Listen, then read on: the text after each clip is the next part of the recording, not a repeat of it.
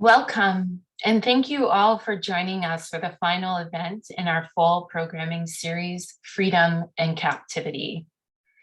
The series is co-organized by Catherine Besteman of the Anthropology Department, Chandra Bimmel of the African American Studies Program and Anthropology Department, and Gwen Shanks of the Theater and Dance Department. I am Arisa White, your moderator for this evening, and I am an assistant professor in English and creative writing at Colby College. We want to thank all of the departments and programs noted on the welcome slide who have offered support for this series, and to acknowledge the Black School for their beautiful graphics. Freedom and Captivity, supported by the Center for Arts and Humanities at Colby College, explores a set of interrelated questions. What does it mean to be free? What forms can liberation take? And how do we articulate and enact an abolitionist vision for the 21st century? Tonight, we are delighted to welcome Reginald Dwayne Betts, who will be offering a performance of his most recent book of poetry, Felon. Reginald Dwayne Betts is a celebrated poet, writer, collaborator, editor, speaker, lawyer, and advocate whose multifaceted work offers a searing indictment of our criminal justice system. Drawing on his personal experience on both sides of prison walls, Mr. Betts takes his readers, viewers, and listeners deeply into the emotional terrain of carcerality, its ruinations and wreckages, and its lasting effect on those caught within. Betts' work is unflinching, intimate, and bold. A reader cannot help but emerge from his text as a changed person. Earlier this year, Mr. Betts was honored with a MacArthur Genius Award. He has been a Guggenheim Fellow, a Soros Justice Fellow, a Radcliffe Fellow, and a Ruth Lilly Fellow. He has received an NAACP Image Award and currently curates the poetry section of the New York Times Magazine. As someone who experienced the life-changing capacity of poetry, Mr. Betts recently established a nonprofit called Freedom Reads, which aims to establish 1,000 micro-libraries and carceral facilities across the US. As a compliment to his performance here tonight, he has generously offered to donate 200 copies of Felon to Maine's carceral facilities. Mr. Betts has graciously agreed to participate in a Q&A following his performance. Please add your questions using the Q&A function during the performance, and we will turn to those at the conclusion of the performance. And now, let's welcome Reginald Dwayne Betts for his performance of Felon.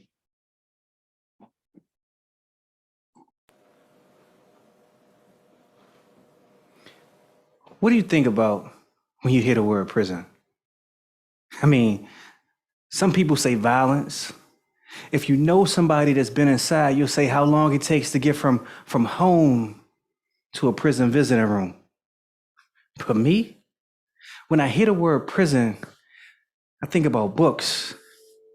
See, inside, you're not gonna find something nice like this to grab wonder off of.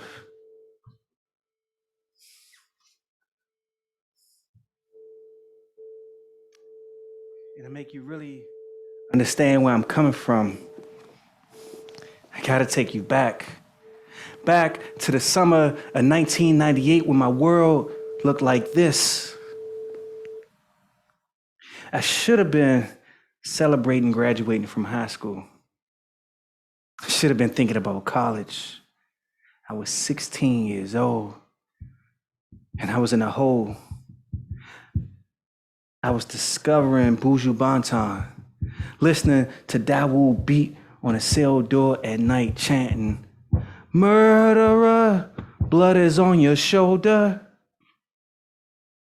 I was in one of those old school prisons where the cells were parallel, right? And they stretched down a corridor as long as the Atlantic. I stand at my cell door and I listen to men shout from 6 a.m. to 6 a.m. Just trying to learn how to do a bid. And I remember one day I heard this guy call out, "Hey, yo, send me a book." And I was perplexed because books was contraband in a hole. Moments later, I heard it. Swoosh. A paperback sliding across concrete. And I figured these cats must have known each other and called it a anomaly. Day or so later, "Hey, yo, send me a book. What sale? 15. Swoosh. Somebody hipped me to what was happening. See, books was contraband, so these cats had set up a kind of underground library. And the only rule was that if you had a book and someone asked for it, if they called out for a book, you sent it to their cell not knowing their name or nothing. If it was a magazine, it sounded damn near like birds' wings flapping.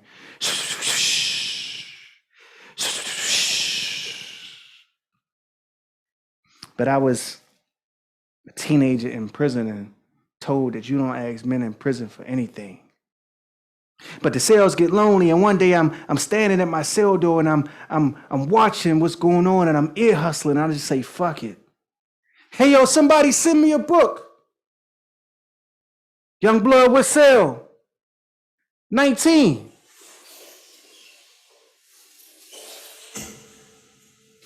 And it dropped into my hands. And it was this: Dudley Randall's The Black Poets.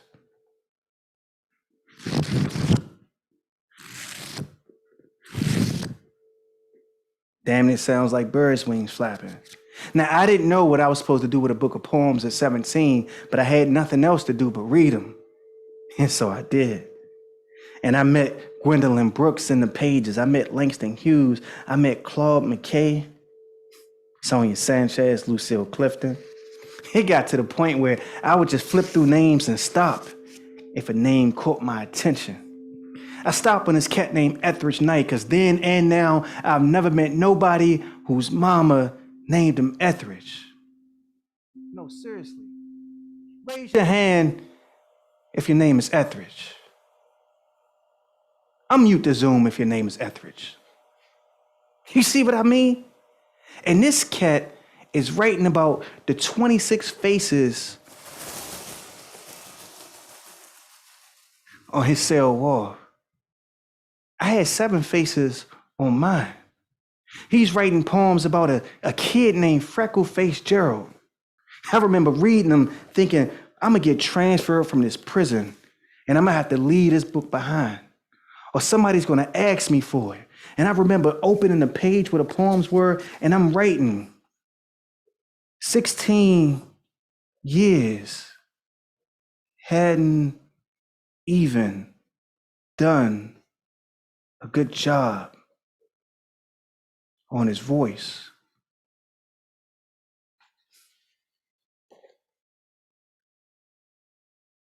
When I asked for the book, my voice cracked in. And sure enough, somebody calls out, "Hey, yo, send me a book." And I felt like I had it long enough and I should gift it to another, and I slide it out of my cell. And sure enough,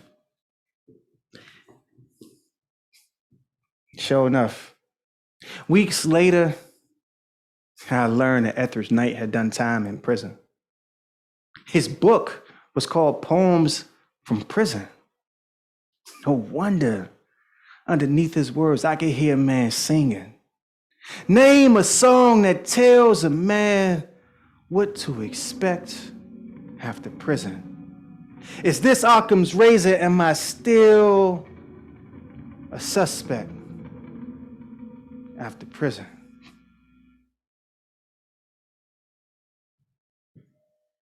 You know, 2 decades later,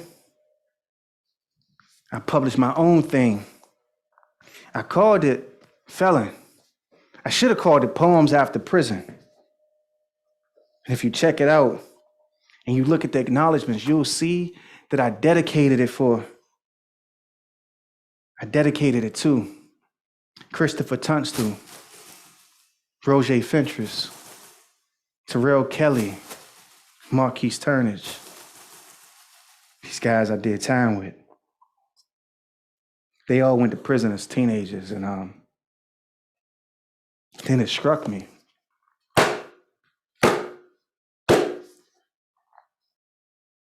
The book was hardback, and this was like the height of a poet's career. Getting a hardback book is sort of like being on Oprah, except you don't get any money, you don't get any fame, you don't even get noticed for real, but the hardback book makes you feel like you done accomplished something until you realize that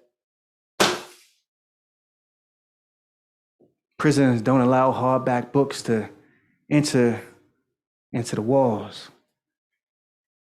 It bothered me.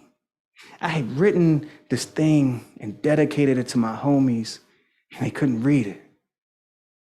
And I started imagining what I might do. Maybe I would write them out by hand and mail the poems to my friends. I thought maybe I would just wait until the paperback edition came out. And then I thought, I'm gonna make them wait a whole nother year. I mean, some of these brothers had life. So I thought, what if I made me a paperback edition?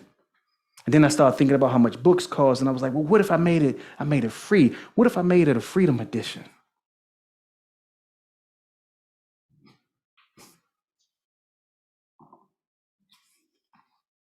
And I did.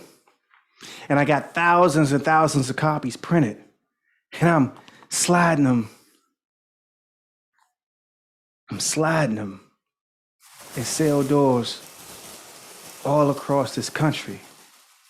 Imagining that cats will open up the book and read the poems, and underneath my words, hear a man singing. Name a song that tells a man what to expect after prison. Is this Occam's razor? Am I still a felon after prison?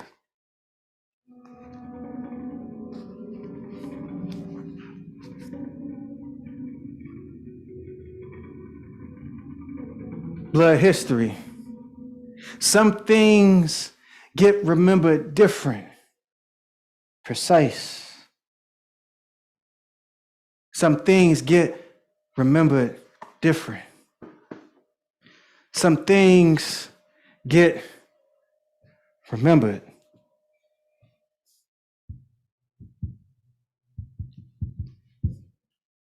I was in a cell with my man Juvie, and we was in one of those old school prisons. He had the bottom bunk, I had the top, and we was in one of these old school prisons that didn't have a microwave or a hot water heater.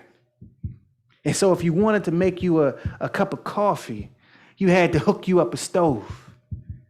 It all started with a roll of toilet paper. You grab your roll of toilet paper and you wrap it around your hand about 8 times.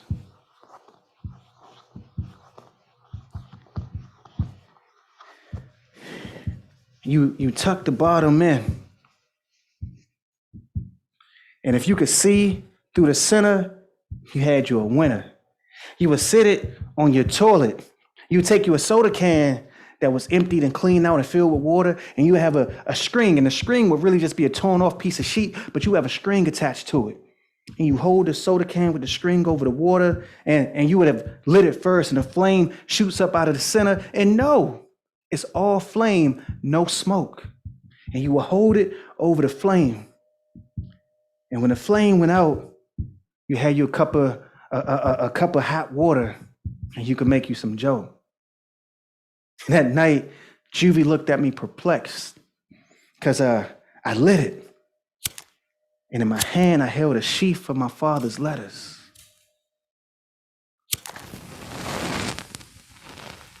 And I watched them turn to ash. Blood history.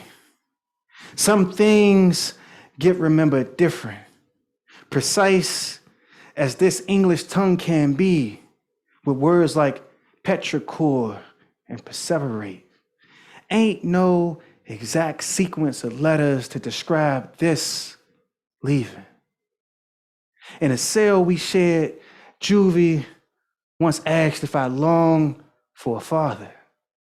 Hey, he said wanted, I would have dismissed him in the way youngins dismiss it all. Shrug, sarcasm, a sharp jab to the stomach, laughter.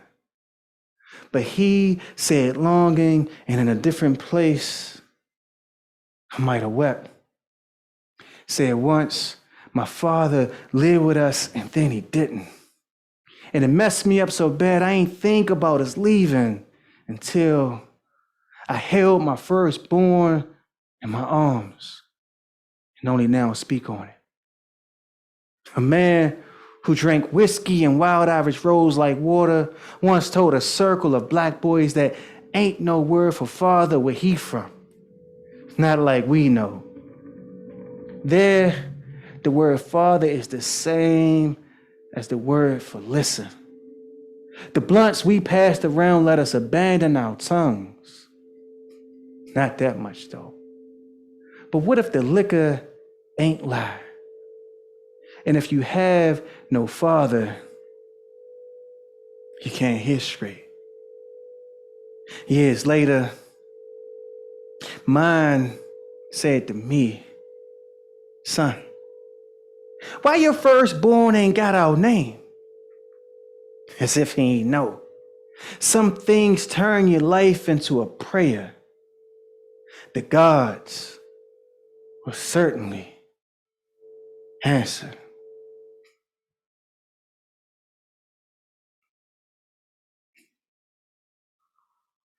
You know, I hadn't talked to my father for nearly 5 years that morning. Not since I burned his letters. I was working at this bookstore, and it was in PG County, Maryland, and he was living in Southeast DC. And he wakes up that morning and he takes a bus to a train, the train to another train station and another bus, and then he walks a quarter mile to a law firm. And I hear you. You wondering, like I'm wondering, why would a man who lives in Washington, D.C., where there are more lawyers than anywhere in this country, why would he travel an hour to go to a lawyer in the suburbs? And he walks into this law office, and he says to the woman standing at the counter, she was the administrative assistant, she was at her desk, he says, my name is Reginald Dwayne Betts, and I am here to see Attorney Jenkins. She looked up in a way that you look up when it seems like you wasn't listening and you just heard something for the first time. And he say, Reginald Dwayne Betts, Betts. See, he didn't know that I was working at a bookstore less than a mile away. And this woman, see, she had came in a bookstore one day and said, do you have Africana studies? And I was like, oh, you in school? And she say, I'm just wondering if you had a book, sir. I was like 24 years old, so I knew that she was being sarcastic with that sir shit, right? So I was like, nah, I'm just asking because I'm a student too. You know, I go to the community college. Funny thing, she did not tell me she was in school or that she went to the community college. She told me that she just wanted the book. And I said, do you like poetry? If I'd have known better, I wouldn't have read her elegy. But I had just came home and I was testing out the waters. She wasn't the greatest audience because the elegy made her sad and she left the bookstore. She did get the book though. And what my father didn't know is that months later, like 6 months later, I would see her in school. Turns out we went to the same community college. And I would see her in school and introduce myself to her again. Hey, I'm Dwayne. You remember bookstore? Yeah, the poem from my man Charles. Ain't your brother named Charles? Yeah, hey, we should go out. And we went out once, twice, 3, 4, 5 times. And then we had a thing going on. And so I had never told her my name was Reginald. But we had a thing going on and she knew my name was Dwayne Betts. And she look up at the man and she say, I think I'm dating your son. Yeah, nah, you ain't dating my son. Young lady, you gotta be, my son been locked up since you was in elementary school. And then we had this new love going on, and the only thing I knew by heart was her phone number. And I smile when it pings me. And so she calls me, and I answer, and I'm trying out these new words to see if she really, really digging me. I'm like, hey, babe, what's up, love? And I answer, and I'm like, love, son. You see,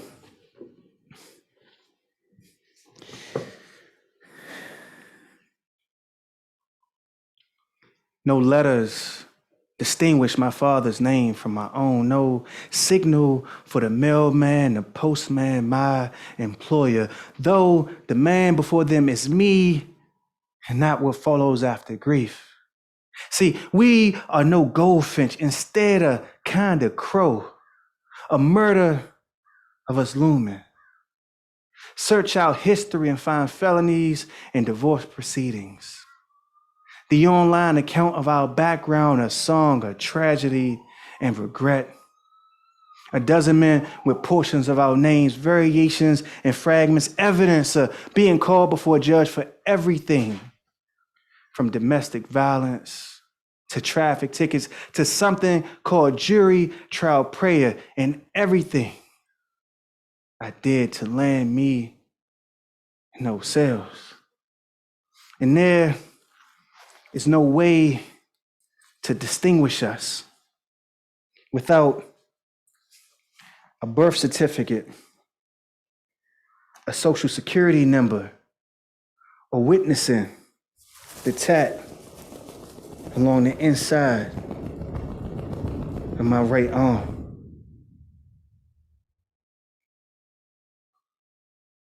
Name a song that tells a man what to expect after prison. Is this Occam's razor? Am I still a felon after prison?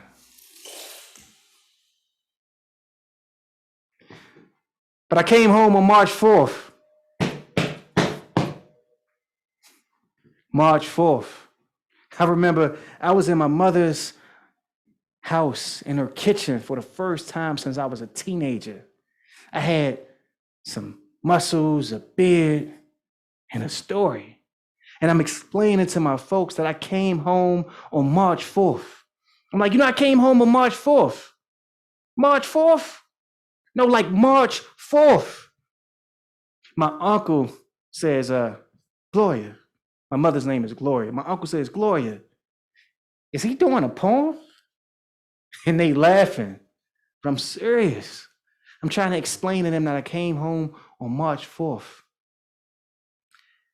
It's the only date that is both a command and a date on a calendar. It's like a question. Name a song that tells a man what to expect after prison. I had done time with men who changed their names to be more than whatever landed them in a cell. Cats named Righteous in mathematics, wisdom, divine. My man Roger Fentress, he became Fats mostly because he still carried in his cheeks the boyhood that he entered prison with. My man Chris became Julie because long before I ended up in prison, he was in there as a 16-year-old. My man Terrell became Star. Anthony became Absolute. And I remember sitting in my cell with this book of names. We were all like parents rechristening ourselves, and I was trying to find out what they should call me. I say, call me Shahid, because it means the witness. What kind of fool am I Choosing a name like that, imagining that I turned the first corner without remembering where I've been.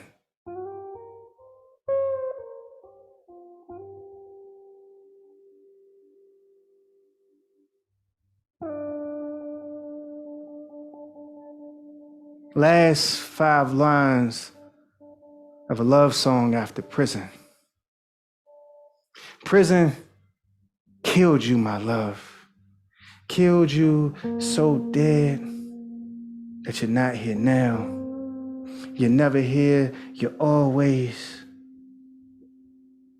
And those cells own you. Brown liquor owns you. And there's no room for me unless I call the state, the police, upon my pistol and set you free.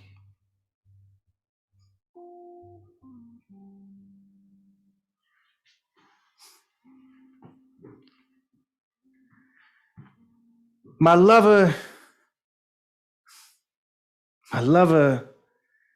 don't believe in my sadness. She say whiskey and not time left me wrecked after prison. She might be right. My liver awash in all but the dregs of a charred oak cask, soaked in barley's amber, shadowed as blood, dim as a sail in a hole. Survived brackish prison water only to become collateral.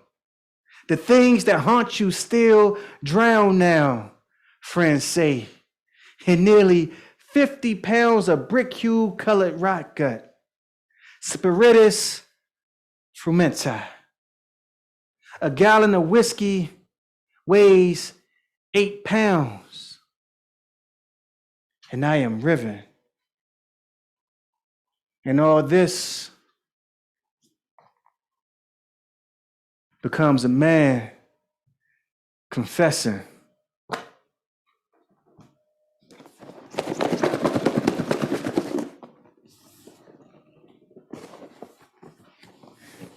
Dear warden, my time been served. You promised some of this I wouldn't recollect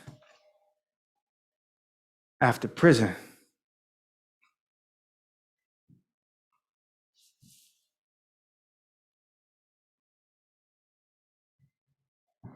But who I'm kidding? I mean, the truth is, I hit the ground running. I came home and I was catching college degrees like felonies. I had an AA, a BA, a MFA. MFA was in poetry. And I remember when I got that degree, I interviewed for this job, right? You know, the first job you get where you got a degree that says you should have it.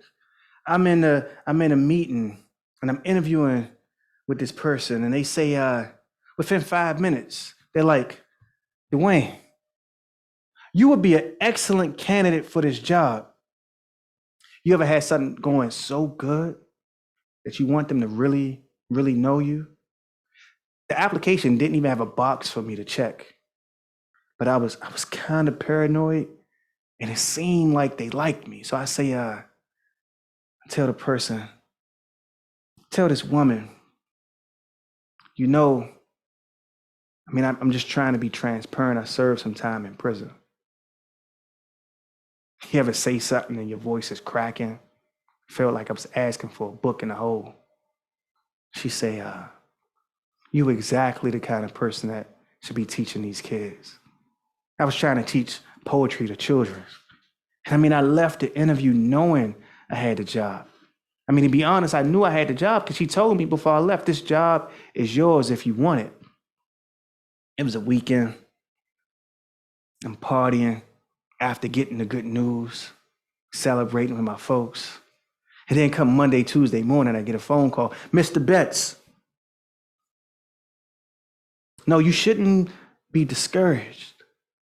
You have to understand that like my board, I mean, you will be working with children. It's not me.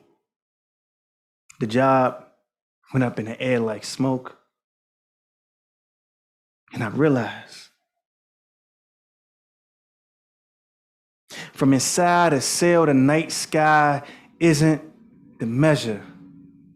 That's why as prison's vastness, your eyes reflect after prison.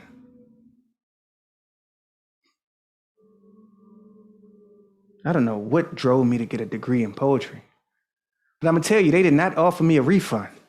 And I lost this job, couldn't really find a job, and I find out that Prince George's Community College, the University of Maryland, Warren Wilson College, Fannie Mae, Freddie Mac, they all wanted their money back. And I get it. Could have put in for deferment. But the people wanted their money for the car that I had bought. I don't know why I bought an Acura. Somebody should have told me to make a better decision. Rent money. I had a kid on the way. Similac, diapers. I mean, you stare at the possibility of life and then get told that it's nothing but a felony for you. And my back was against the wall, and I did what anybody in a situation like me would have done. Anybody coming from where I'm from. I had to take care of people. I started selling dope. I'm sorry. I'm joking. I ain't start selling dope. No, I did what anybody in a situation like me would have done coming from where I'm from. I went back to college for another degree. And I was asking myself, what should I study this time? And I was like, I'm gonna be an accountant. And then I realized that hiring a felon as an accountant might be like asking somebody to rob your bank. And so I said, well, what is the degree, the institution that will be most welcoming to someone with my background? Yeah, I went to law school, and I went to a decent one too, right? My education started in prison. Then I went to community college. Then I looped around and ended up studying in New Haven. Yeah, that's the way pretentious people say they went to Yale. I went to Yale. And I remember I'm in my first class. It's a legal research and writing class. And I learned how to do legal research in prison. So I know I'm going to crush this class. First day, professor say, you ever had somebody look at you, like stare into your soul and say something that profoundly changes your life? The professor looks at me and says, law school is the place where poets go. And I ain't arrogant, but I know I'm the only poet in this school. Most poets ain't fool enough to ever step foot in a law school. And it sounds like he is talking to me. And I start filling in the blanks. Law school is a place where poets go to become senator. It was 2013. I had already published 2 books. And now I was in Yale Law School with felonies. Yeah, I thought he was about to tell me law school is the place where poets go to become president. He looked at me and he said, law school is the place where poets go to die. Fucked me up. Because here I was throwing this Hail Mary, hoping to save myself. And the first day, I learned that the thing that maintained me the first time, that gave me a pulse, was going to be destroyed by this new thing I hope would give me life. I ain't gonna front though. I mean, I'm a nerd, something like that. And so I fell into it, 2 feet down. I mean, I'm learning the federal rules of civil procedure. I'm one of those people that be on Twitter mad at you because you ain't commenting on a Supreme Court case that's going on right now. Like, you don't know the case that's going on? I'm one of those people. I'm reading the blog, SCOTUS blog. I'm not gonna keep naming things because I don't want anybody to feel embarrassed, but I'm reading this shit. I'm into it. I'm deep. And then at the end, one of my homies, this is so bad that people start telling you about things like class action lawsuits. Like I knew when they had a class action lawsuit against Target because they was firing people or not hiring them because they had a criminal record. I knew when that happened. I knew the lawsuit that happened. I also knew that I was working in the clinic and they still was not hiring people despite that lawsuit happening. But I knew about this world. And my man said, yo, you got to read this. And I'm like, what is it? And he's like, man, they suing the city. I'm like, for what? Because they locking people up who can't pay bail. And I'm reading it. And I'm like, damn, I should tell my folks about this. And I'm getting all excited because this is the kind of thing that I think people I know will care about. And so I realized that it's more Latin in these pages than a Harry Potter book. Like I realized that don't nobody know what Rule 23 B2 is. And I realized that I would get this to my uncle. He would be like, this damn show ain't poetry. And so I remember taking my Sharpie out and getting frustrated. And I just started like crossing lines out. And I'm getting rid of pages. And I'm getting rid of pages. And it takes me forever because the thing is like 50 pages long and I'm trying to get rid of everything that I think don't matter. And I do it, and I do it, and I do it. And so all I got left is this. In the middle of Alabama, the people versus the city of Montgomery. The plaintiffs, impoverished, jailed by the city, unable to pay traffic tickets, pay or sit in jail. $50 per day, plaintiffs unable to pay. Each sent to jail, told they could work off debts. $25 per day, cleaning the city, scrubbing feces and blood from jail floors. It is the policy of the city to jail people. It is the policy of the city to jail people. It is the policy of the city to hold prisoners until extinguished. It is the policy. It is the policy. Plaintiffs seek relief. The treatment reveals the city against its poorest, jailing people if they poor. Plaintiffs seek fundamental rights. They suffered the city's unlawful. Plaintiffs seek relief. Thank you.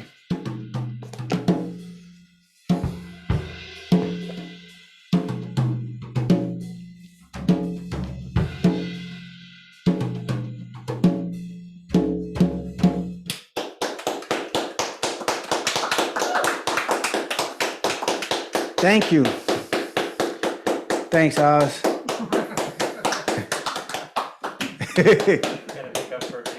Yeah, well, you know, we got Edward P. Jones in the audience and Ralph Ellison and Joan Didion. I appreciate you guys coming and taking up the space with us tonight. That was great, Reginald. Thank you so much for that. No, it's cool, and I'm glad to be here. And Arisa, I know your work, but it's a pleasure to be here. Yeah. I'm really excited about, I mean, having read your previous work and also just thinking about your evolution through poetry. So you have some poetry collections, you have a memoir, you now have Felon, and then you have this performance. And so I'm just wondering about how did Felon become this theatrical staged piece? What were you trying to like pull out in this work that, say, your other work wasn't sort of making visible to the reader? Yeah, I mean, I think one of the things is like sometimes I feel like when you so one of it is just personal, right? It's just like Mhm. my people be like, "Yo, you a poet? Let me hear something." And I'm like, I don't have my book with me. What you mean you don't have your book with you? Well, I don't really know anything about art, so and 4 books in, that got really exhausting telling people that. And then also I felt like I would be at these readings and there will always be two conversations happening. It'd be the conversation when I'm holding the book, and then what happens when I close the book. Mm. And so this was an occasion for me to ask myself, what would it be if I created an entire kind of landscape? And I think the other piece though is that when people sit with a collection of poems for a long time, then they get several different stories, and they begin to think about poems in conjunction with each other in ways that the writer can't expect. But I wanted to find a different way to kind of hold an audience and stitch together a journey that the audience would go with me on, and so that's how it happened. And then plus, just as a creator, you want to see if you could do something that's like funky and new and distinct, and you never really know if you could pull it off, but you want to try it. So this was me trying to see if I could pull it off. Yeah, you pulled it off really well. There's a question from the audience which sort of relates to the question I asked. When did you start writing? How did you express your passion for writing prior to your writings in Felon? I mean, I started writing when I was 16, when I was in prison, and I started writing poetry like a year later when I was 17, and so I'm much older now. So I mean, I've been publishing for 20 years, and I've been writing for 23 or so years. And so before Felon, I mean, I published Bastards of the Reagan Era. I published Shaheed Reads His Own Poem. I published the memoir Question of Freedom. But I've also pretty consistently throughout that time published poems that haven't made it into the books. I've published op-eds. I've published essays. I got a couple of long pieces in the New York Times Magazine. I've been fortunate to be the poetry editor in the Times Magazine this year, which meant that like every Sunday you were getting a poem that I was trying to introduce the world to. So I've tried to find different ways to put stuff out there pretty Yeah. consistently. I know, like you mentioned in the book and as well as in the performance, you mentioned Occam's razor several times.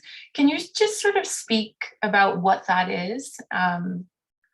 Because it seems to be, it gets repeated enough that it starts to have that resonance, and it sort of seems to function like some thematic thread that you're pulling apart. Yeah, Occam's razor is this. It's just that like the sort of idea that when you got a complex problem, sometimes the simplest solution is the solution, and it comes in this context. It becomes a question. Like Mhm. Baldwin said to his nephew, and in letter to his nephew, um, you're treated the way you're treated because you were black and born in this place during this time period. I'm horribly paraphrasing the quote, but the question becomes like, is that still true? And then Mhm. and then flipping that question and think about people who are in prison. Name a song that tells a man what to expect after prison. Explains Occam's razor. You're still a suspect after prison. Mhm. Like is Occam's razor? Is it the simplest solution? Is that after you get out, you're still a suspect. You're still a felon. And we live in a world where we talk about abolition and we talk about mass incarceration, and then the same people who talk that shit will not give you a job. Yeah. They will not employ you. They will build hurdles that are so high, right? That if you jump over those hurdles, they will ask you to speak to their students. They will ask you to visit their classrooms. And literally, like I gave a commencement speech at an institution once. And when I got the name of the person that was inviting me, I was like, wait a minute. Let me search my inbox because this name sounds strangely familiar. Huh. And I have applied for a job at this person's institution prior to deciding to go to law school because I couldn't get a job. And I will say that at least this person's institution sent me a no letter. Like, thank you for sending your application in, but we are not interested. And we've decided to go a different direction to fulfill this, to fill this position. And then, 3 years later, I'm giving a commencement address at that university's graduation. It's mind-boggling that like we live in a society that will create such gigantic hurdles and then think that you should like feel patted on the back when after you've leapt over a few of them, they give you some other honor, right? And so that's what the whole thing about Occam's razor is. Is it really that because I have a felon, because I did this thing, that after prison I'm always a felon, I'm always a suspect? Yeah. And you get that tension is just so beautifully written about in Felon and in your other work too. And I think it's just so important that with our conversation about abolitionism and being an abolitionist, that these contradictions of saying one thing and our actions aren't often kind of matching up to really support the people who have been, convicted of crimes and now are trying to function in society. You'll see a story. I mean, you'll see a story by the same by some people, and it'll say like somebody will say like I didn't mention, I don't say my victim's name in my book, the person that I robbed, right? And somebody will say, what right does he have to write this book? Mm. He still owes something. He doesn't even show adequate remorse in this book. And I've seen people do this, not to me, because I wasn't important enough for them to do it to me, but I've seen them do it to other people. And I mean, recently, like this week, right? And it was so wild that I was like, oh, they must be mad because this dude ain't get locked up for it. But no, the cat had gotten locked up. He had done time. And you got, and I write for the New York Times. But I read this piece and I was like, this is absurd, right? Because the dude had gotten locked up. He had did time. He had changed his life. I'm talking about, he got a book coming out soon. What's his name? Yeah. Larry Miller. Larry Miller got this, he's an exec at Nike. He got this book coming out because it turns out that he went to prison, when he was 16 and he was in and out of trouble until he was 30. And then he came home and went to college. And the book is fascinating. There's a long SI story about him. And it talks about him going to this he went funny. And you can say, I said this before, right? But he came out and then became an accountant. But my piece was written before I knew he came out and became an accountant. But he came out and became an accountant. And he talks about going to, it was usually be like big 8 accountant firms. And he goes to the firm and the same shit I said, the person was feeling him. And he was like, let me be transparent. And when he tells the dude, like, I got in some trouble and I did a little bit of time, the guy's like, pulls out an envelope. This was your job offer. But no way, young man. Oh, God. And from that point on, he didn't tell anybody. And so SI does a long story. And then the New York Times does a piece. And it's like, this is how you know we don't care about black on black crime. The dude went to prison for the crime. He got locked up the same night. If you read the piece, you'll actually miss that and think that he confessed to some murder that he committed that nobody knew about. No, he was just like wrote in this book about this crime that he committed that he served time for. And it's strange that the New York Times writes a piece and quotes a black family saying, this is how you know we don't care about black on black crime. Like it's something profoundly wrong with what we imagine to be accountability and how publicly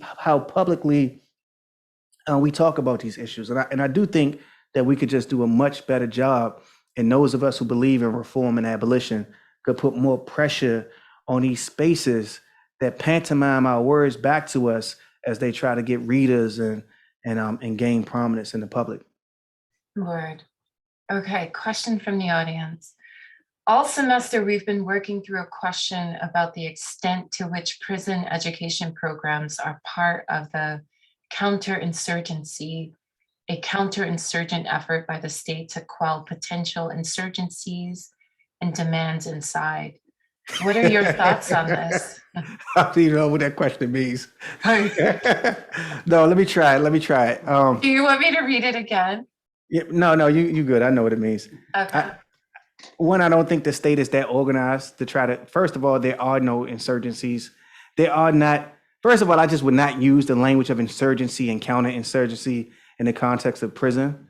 Huh. I feel like inside people feel like they're in a war, and sometimes you are in a war, but it is very rarely in a war with the state. Most of the time, you're in a war with the people around you, and you're in a war with your own conscience. And so, I personally, as a poet, want to use some concrete terms, and I definitely don't want to borrow anything from some shit that I heard in association with Afghanistan. I just would just like shift my whole language from that viewpoint. And second, I just don't think the state is that organized. You know, you think that they set up community colleges in prison because they're trying to quell down the sense of rebellion that people might have? I mean, that's just not it. They set up community colleges in prison because some people who run community colleges, particularly in California, where they have college and prison in every prison, they knew that they could increase the enrollment of community colleges for students who wanted it. And I mean, I feel like that train of thought suggests that what we should do is have less college and prisons because I don't know, it might lead to the revolution. But that just kind of seems like a bad idea. And as somebody who had no access to college and prison, I could tell you that I would have loved to have access to college and prison. And what it might have done is dim some of the violence that we inflicted upon each other in prison. And it might have gave us a language to assert what it means to try to have dignity, what it means to try to love somebody. I mean, yeah, I mean, that question is one of those reasons why I'm afraid of academics sometimes. Because they will make you cut your own nose off to spite your face. That's a good line. I'm going to write that down. Yes, write that down. You know, one time I was reading some kind of like biography of Tupac Shakur. And in it, he said something like, you know, people have this idea that prison is some kind of like, especially if you're a writer or an artist, that prison in our imagination is this artist residency, but it's actually hard. And he was commenting on how hard it is to be creative in that space. And you mentioned like there is this kind of war that's happening between prisoners. Like, how do you really cultivate a space for creativity and learning in that atmosphere? Like, how did you do that? I read Tupac saying that, and that shit was spoken like a true short timer. You know what I mean? like you got 10 years in prison, you're gonna be like, man, fuck it. I can't write for 10 years. I can't paint for 10 years. Jesse Crimes, this dude, he was creating a huge mural that's like 20 feet by 30 feet. And he did this shit 1 4x4 inch square at a time. He would rip up the sheets and he would draw on the sheets, right? Mm-hmm. And then it's this strange mural where the top side reflects the bottom side in some way, and it has all of this religious iconography in it, and it was riffing on things that he read in a newspaper. And when he got out after like 7 years or so, he put all of the sheets together, and the shit makes a perfect mural. Wow. Like, I'd listen to Tupac say that, and again, like, Black people are not one, all people are not one or 1,000 things, but people in prison are certainly not that assertion. He might not have been able to be creative while in prison, but that's because he knew that he was going home. I don't know Tupac. I don't know why he wasn't able to be creative. And I lie all the time. So I'm not even going to assert that that statement was true, because it's like, dude, you couldn't write in prison where you might have been safe. I'm going to leave it alone. I'm going to say that depending on who you are, what did he say? It cost me more to be free than a life in a pen. That's what Tupac said. It cost me more to be free than a life in a pen. So, like, I think about Tupac as one of our more impressive hip hop artists and thinkers on the mic, and I lend far more credits to what he says, maybe far more and less credits to what he says in songs than actually like some statements like that, because I just find that baffling to assert anything like that as being a common theme for like around prison, because there are people who are profoundly creative. I mean, I made a stove out of toilet paper, you know? Wow. Yeah, that's amazing. Okay, question from the audience. With your library program, how do you ensure that the books are actually placed in libraries and made accessible to incarcerated people rather than being locked away or taken by COs? Man, COs just people that work in prisons. I mean, a lot of times we see COs are closer to prisoners than college students and college professors. Mm, Working class people who have a job, they would much rather have different jobs. So I don't. So first of all, the question begs a point to be accepted about correctional officers that I don't think is true, and mhm. it asks me to generalize about COs based on the worst of them. But I don't want you to generalize about prisoners based on a person who is unrepentant and has multiple homicides or multiple rape convictions. So like I just want to step back and be like, the truth is people end up in prison more or less because they hurt folks. And COs end up working in prison more or less because they couldn't get better jobs. So I think my first order priority is to remember that folks who work in prisons are just people that work in prisons. They are not fucking like overseers or no shit like that. Mm. And then though, but it's true. It's like, well, how do you make sure that the books get put? This is the Freedom Shelf right here. I mean, this is the actual. This is one of the modules, and so like when we put this in Angola, it's going to be 6 of these, Huh. and each one of these holds about 150 books, and you can access the books on both sides. We don't have books on both sides because this was show and tell. This was not real life. But in real life, you have books on both sides. And so you could imagine I'm checking the books out right here, and somebody else is checking the books out on this side. Mhm. And this is beautiful. This is made out of reclaimed maple. Some of the other ones will be made out of reclaimed walnut. Some are made out of bamboo. And this is a beautiful, really piece of woodworking. And what we do is we go to the prison and make it a thing to install it in the space. And we talk about it. I'm gonna be doing the same version of the show I did today, which is 1/3 of the show. The show is an hour and a half roughly, and this is 1/3 of it. But I'll be doing the same version well, I'll be doing actually a different piece, but I'll be doing part of the show in MCI Norfolk, where we know that the library got set up because we put it there.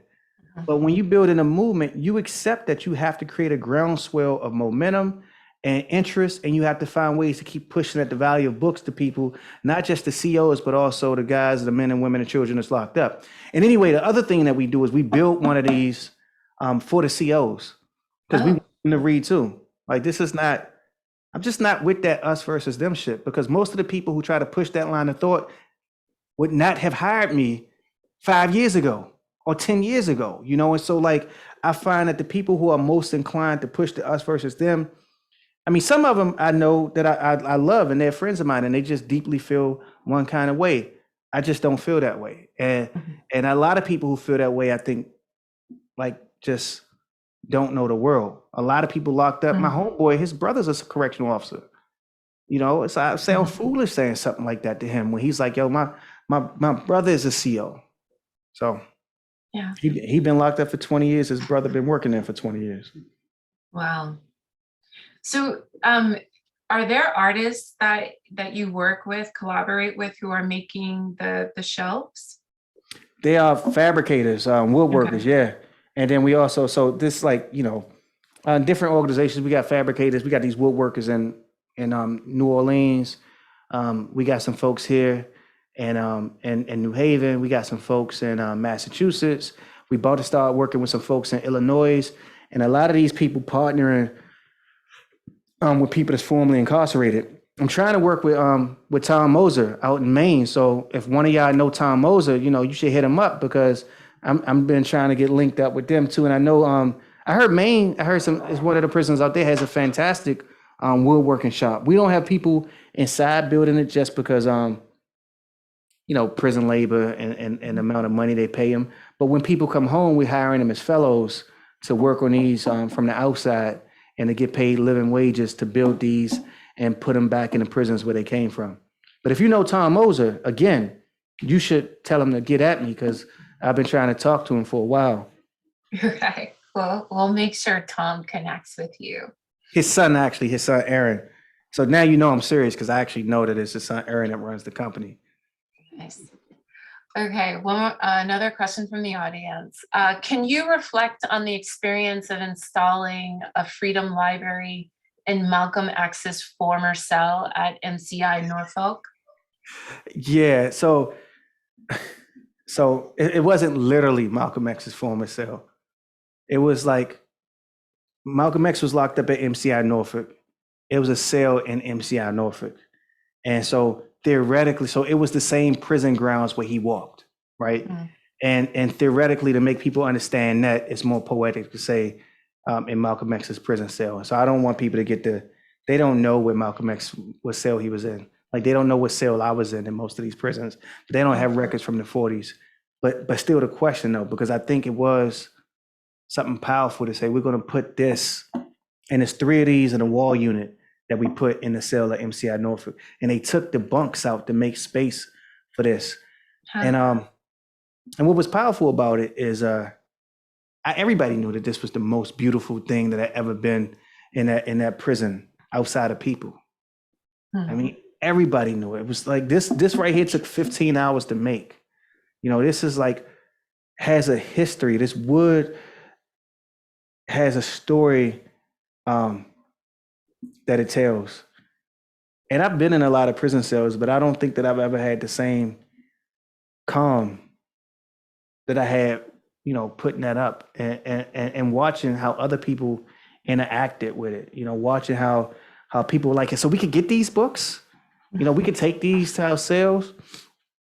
And it was special because you know, you could see it, that it was a kind of thing that it was a big collaboration. You know, it's not just us, it's also Mass Design. It's the whole Freedom Reads team, which we're a small team, there's only 3 of us, but then again, that's not really true because it's the 3 of us, but it's Mass Design, who we've been working with several people there. They built Brian Stevenson's lynching memorial in Alabama. And but it's also the people at the Department of Corrections, the leadership that has to make the decision to gut a cell, to rip out a bunk. And it felt, I mean, books have radically changed my life. Mm-hmm. I mean, like people I know. I'm looking at this shelf now, and I see Tavis Smiley's book. He one of the first dudes that like interviewed me when my first book came out. I remember him. He was like, "Where'd you get the gun from?" It's like, bro, we didn't discuss this off camera. I'm asking the question, and he's like a legit journalist all of a sudden. Like, I mean, a hardcore journalist. I'm like, oh, so you just didn't slip me the questions beforehand. And like seeing this book here just reminds me of memories that I shared, you know. So yeah, that's what it felt like. You know, you got these books up, and I'm taking Marlon James' book off the shelf, and I'm reading Malcolm X's book in the cell, and you feel like a sense of calm that I never had actually in prison, and an idea of possibility that that I wouldn't have known to feel was true when I was in prison. I was just like literally trying to survive. I was doing things not to be broken. I wasn't doing things to become somebody. And I feel like the library, knowing the story behind it, knowing the people that work on it, bringing these writers into these prisons to give talks and to listen to people, I feel like it becomes a testament that something is possible, that a different kind of future is possible. I might be idealistic though. I think we need that idealism though, you know? Yeah. So another question. What were the things you needed most from the outside when you were inside? And what did you need most when your bid in prison was over and you were released from prison? Yeah, they say one of the first duty of love, or one of the first duties of love, is attention. And the people in this country that we pay the least attention to are people in prison. I mean, even sometimes the conversations about reform and mass incarceration don't really pay attention to the people that's inside. And I get it, you know. I don't know how much attention I paid to the people inside. I did a project where I was turning my friends' clothes into paper, and they were doing life sentences. And I realized that, like, if the first duty of love is attention, what does it mean to pay attention to them in a way that they find meaningful? And in a sense of like me and working with my friends, it was like representing them, trying to get them out of prison. And then in a sense of now is building these libraries and trying to make books more accessible to people, make beauty more accessible to people. So when I was in, what I would have needed is attention. And that could have been somebody advocating for a college program. But that also could have been somebody advocating for, they repealed parole in Virginia and in many states across the country in the late 80s and early 90s, during the time when people were believing in this notion called truth in sentencing. I needed people to write op-eds to say, no, let's not do this. I need somebody right now to go read that piece on Larry Miller in the New York Times and put a comment and talk about how absurd this is and how, like, we're not going to have the Times weaponize Black folks against Black folks. We're not going to have the Times weaponize hurting Black folks against other Black folks to suggest that more prison would have been a solution, right? I need people to write those letters. And then when I came home, if you would have did the things I needed when I was inside, then people would know what I needed when I came home. Because Howard University wouldn't have chosen not to give me a full tuition academic scholarship. And Black folks I know who went to that university wouldn't be like, oh, Dwayne just on this shit hating on Howard. They would be like, no, I understand why that's deeply sorrowful. And that like, he keeps talking about it because it's painful. And it's something fucked up. I was the commencement speaker at the University of Maryland when I graduated, so I'm good. But it's something painful to have your successes always built on because you had to jump over these hurdles that people who say they love you set up for you. And you know, my past it's kind of littered with progressives and progressive organizations telling me no because I have a felony and trying to explain why that's legitimate. And so it's always interesting to me now, 20 years later, post Michelle Alexander, a lot of these same institutions want to act like they weren't doing that thing before that I remember that they were doing. So I'm just trying to get important enough now that I can actually legitimately call people out and folks would be like, yeah, he might got a point.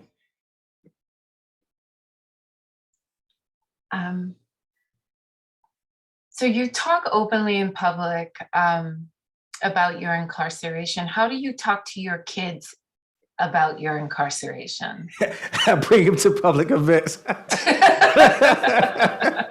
Yeah, I mean, you know, it's rough sometimes, but the show gets at some of that too. You know, I mean, the world makes you talk to your kids about it. You know, somebody told my oldest when he was 5 that I you know, parents were talking about it around another kid. So one of his classmates was like, you know, Mikhail, you know, your dad stole a car and went to jail. And my kid starts crying because he hadn't read the new Jim Crow. So he thought people who ended up in jail were bad guys.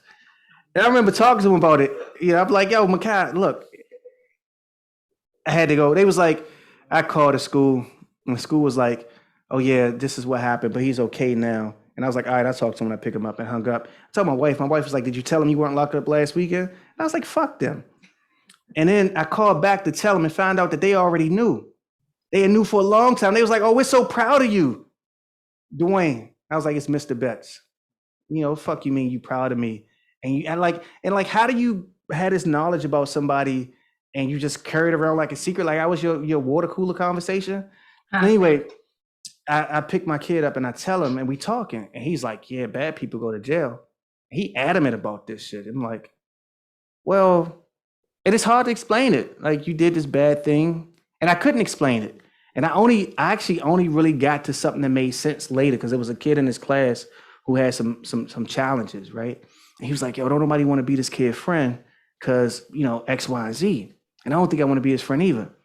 And I was like, bro, I could dig that. I'm not going to tell you who to befriend. I mean, a lot of people don't want to be my friend or even give me a job because I went to prison. He looked at me. He was like, yeah, Dad, I'm going to be his friend.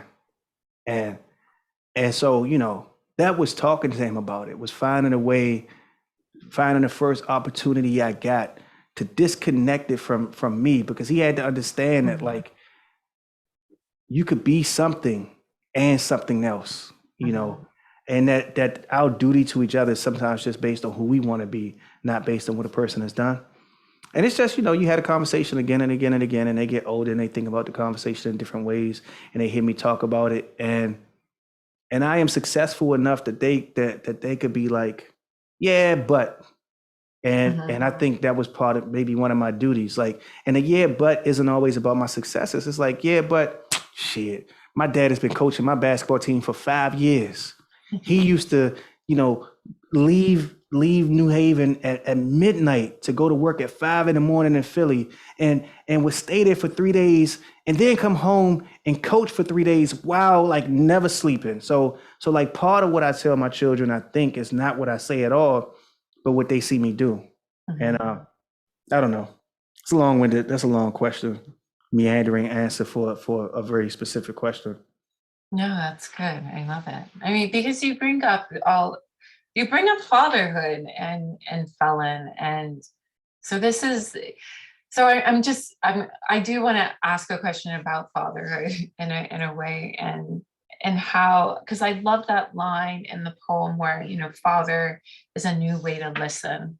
And so do you think you are embodying that listening as a father in this point in your life? Oh no. Oh no. Like being a parent is hard, man. I was like, I was watching my kid play chess with his friend this morning, and I like could not let these children just mind their damn business. I was like, wait, you can't make that move. Nah, not that one. And then I felt bad because I was helping my kid win. So then I started helping his friend, right? And my kid is like, for real? You know? So I don't know. I mean, I think I take being a father seriously. I take being a parent seriously. I mean, I take being a parent probably more seriously than like, it's like a selfless thing. If you take to it, right? And I don't know. I try to listen. I try. So, okay. How much of your writing is part of your therapy for the trauma? For the Right, trauma? is not no. How much of your writing is part of your therapy for the trauma you were exposed to in prison? Yeah, now Michael K. Williams said this interesting thing in an interview. He talked about how playing the characters, the roles that he was playing, helped him become a better person because they helped him think about more scenarios about how to live. And when he was playing these characters and he was trying to figure out how not to play every character as Michael K. Williams, he had to tap into the stories and the narratives and the lives of people around him to get a sense of how this person will play this move and play this move and play this move. And so he was embodying all of these different people while doing this thing.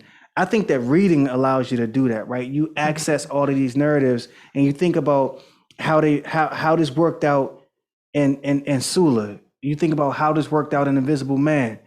You think about how this worked out. Like one of the biggest tragedies of my life is like Native Son. Like Bigger, what bothers me most about Bigger is like you can't kill a white woman by accident and then kill a black woman on purpose. I know. Like so that shit is so profoundly troubling, right? Yeah. And it reminds me of something about like how do you live in this world?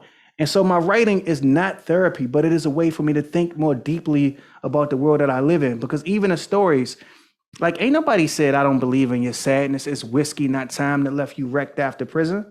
But saying that and embodying that, ain't nobody ever said like prison, those cells own you, brown liquor owns you, and there's no room for me. Nobody has said that to me. But I know people who have lived in that space. And I know people that is, so that becomes a cautionary tale for me, but it also becomes a method for me to understand something about the people I know. In my book, I got poems about domestic violence, not because I've ever been violent towards I've only really been with my wife. So not because I've been in a violent relationship with the woman I love, but because I understand that so many people I know, or some people I know, have been in violent relationships. And if you don't write about it and try to get those ideas in the air, then you don't give people a way to grapple with it. But none of this is therapy. Like I might leave right now and drink a fifth of Hennessy. I might drink white Hennessy. Never in life drink white Hennessy. That's fucked up. You shouldn't even cook with that stuff. But like, I don't want people, because I don't want us to think that just because somebody is, and I'm not even saying I'm a good writer or anything, right? But I don't want to get it twisted and people think that because somebody is a good writer or a good performer or a good speaker or a good teacher, that they don't have troubles that they need to deal with. I get therapy from my therapist, right? That is like actual. That's how I deal with the trauma from prison, by going to see a therapist. And my therapist will be like, I read that little poem you wrote. Seem like you hiding some stuff.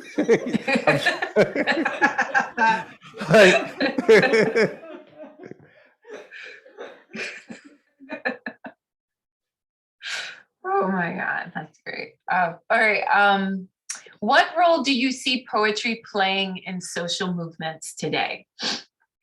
You know, honestly, that's a question I struggle with. I mean, you got Art for Justice. Agnes Gunn sells his paint for $100 million and fund a whole bunch of arts and advocacy work. Um, but you know, the real trauma, I mean, not the real trauma, the real trouble is that like I am not your jukebox, to quote Cornelius Eady, right?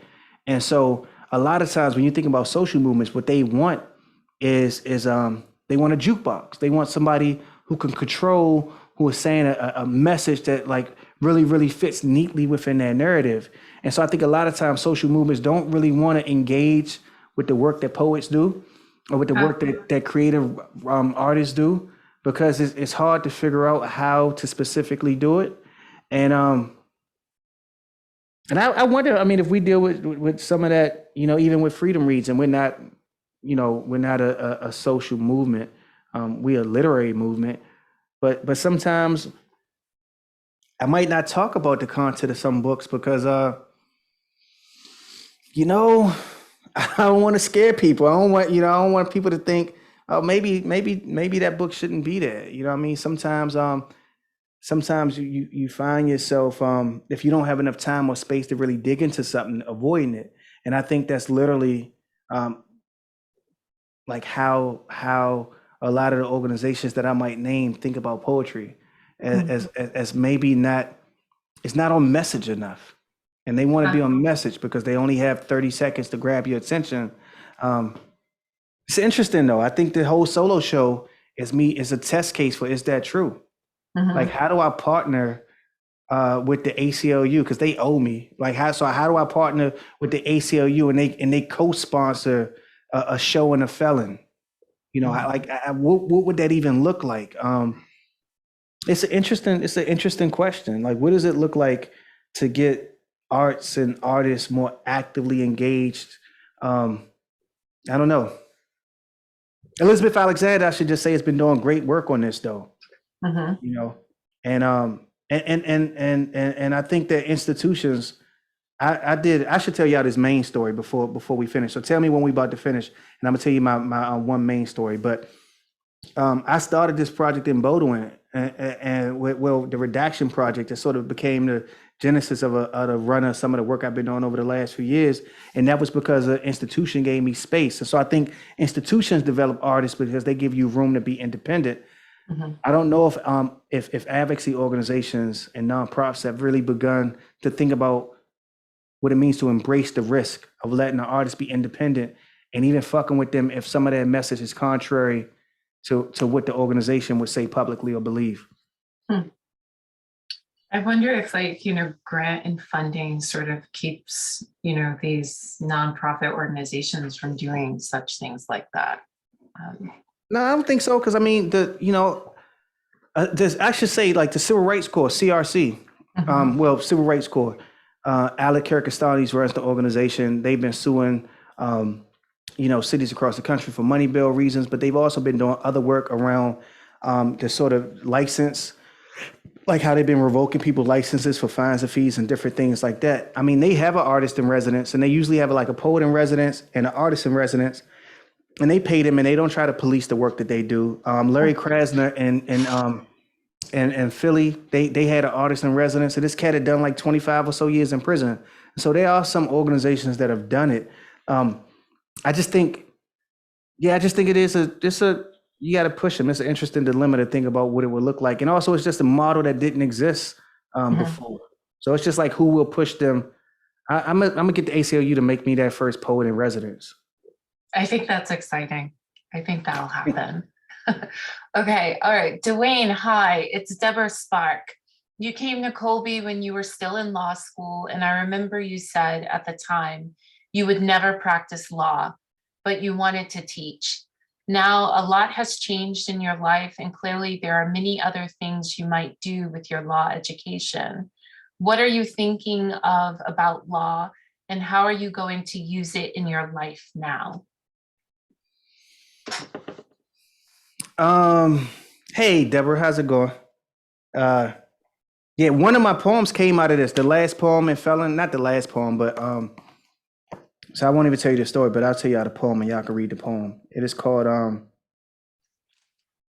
Mural for the Heart.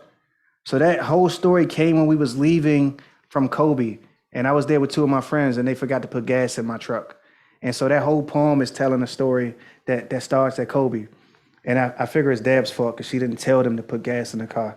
But it was such a wild story because the car ran out of gas like on the highway. I'm glad that we had got to the highway before it ran out of gas because in Maine, it gets dark. I'm talking about moose around dark. And I was so fucking afraid. And all of these white people came out to help us. I mean, and I don't even say it like that, but like Maine is really friendly. And I was afraid that nobody's gonna help this black dude with these two women. And me and one woman, because we was like really fit and like do CrossFit and shit at the time, we call ourselves pushing a SUV. We all law students at Yale thinking we gonna fucking push an SUV. And this little skinny kid that had on a coat that was 3 times as big as him, he runs into the street to help us. So now it's 3 of us pushing it. Then these frat boys stopped on the other side of the road, saw us, jumped out, and 2 of them is helping push. And the truck is going nowhere. And I'm like, I should just walk up the street and get some gas. And then a woman is with her daughter and is driving and sees my 2 friends on the side of the road and stops. And it's like, yeah, we're not going to leave until your friends come back. You say your friend is going to get gas? Well, why would he leave you here? Like, he had to go get gas. I don't think that this is safe. Me and my daughter, who's 12, are going to stay here until he gets back. And then when I got back, they was like, are you sure that's him? And then she was like, young man, you don't leave 2 women alone at a truck in the middle of the night. And it wasn't even the middle of the night, but it was Maine, and it looked like the middle of the night. And it was so heartwarming, though, to have so much love in a place that I didn't know. And you'll read the poem, and the poem doesn't discuss most of that, but then you'll get a sense of how something happens in life, and the poem becomes slightly askance. But anyway, back to what I'm gonna do with my law degree. The kind of law that I practice is post-conviction law, and that's what I realized. I work to get people out of prison, and it's heartbreaking because you lose sometimes. Mm-hmm. And when you represent people, you like your heart is in it, and beat you up when you lose. But that's probably the only kind of law I practice, and but it's important. Most people can't get lawyers once they've been in prison. And I think, I've gotten 5 friends out of prison. I didn't think that I hadn't done that when I was in Colby last time. Oh, wow. But that became the in some ways, like some of those conversations became the start of what I expected my life to be later on. And so, yeah, it's so funny. I was just looking at, I emailed those 2 friends, Alden's poem in the Musée des Arts joint, about the suffering. Mm-hmm. The old masters were never wrong. I had just emailed that poem. I found it. I emailed that poem to those 2 friends that were with me. So it's strange. I was looking at that poem today. But yeah, that's the kind of law I practice, post-conviction law. I may still teach, but one day. I seem to not be able to like sit down and do things that's conventional. People won't give me jobs, basically. So I hope you do teach. You'll be an amazing educator, instructor. Okay, so 2 more questions for you. When you read articles, do you see erasure poems in them? No, not really. I mean, one, the messed up part about it is if you do something that you think is really cool, you either got to be really badass to do it again, or you find that you just like, I don't want to do the same thing over and over again. Mm-hmm. And when I do the erasure poems, what I try to do really is figure out, I don't know, I think it's different ways to approach it. You try to find some poetic language that's not really there, and you try to say something that completely contradicts what's in the text. But then if I'm gonna do that, I feel like I should just write my own poem. Mm-hmm. So then what does it mean to pull out within the text the thing that's buried there that the text is really trying to articulate but can't? And that's what I did with these redaction pieces. It's like, and it was redaction more than erasure, because redaction is the language of the law. Mm-hmm. And it has something to do with power, and it has something to do with what you had a right to see. And I wanted to redact what was superfluous. Mm-hmm. And so I think and it was like that. It's like I write a sonnet if the poem demands it to be a sonnet, right? Well, the thing I wanted to get across actually demanded to be redaction pieces, because I really wanted to argue that I could make poetry out of the law. And what poetry is trying to do is get at the gristle of what matters most. And so, redaction made sense as an argument that like I could get at the bone of it all by getting rid of what was superfluous. Nice. And the last question for this evening, how would you end the law professor's statement now? Law school is where poets go, ...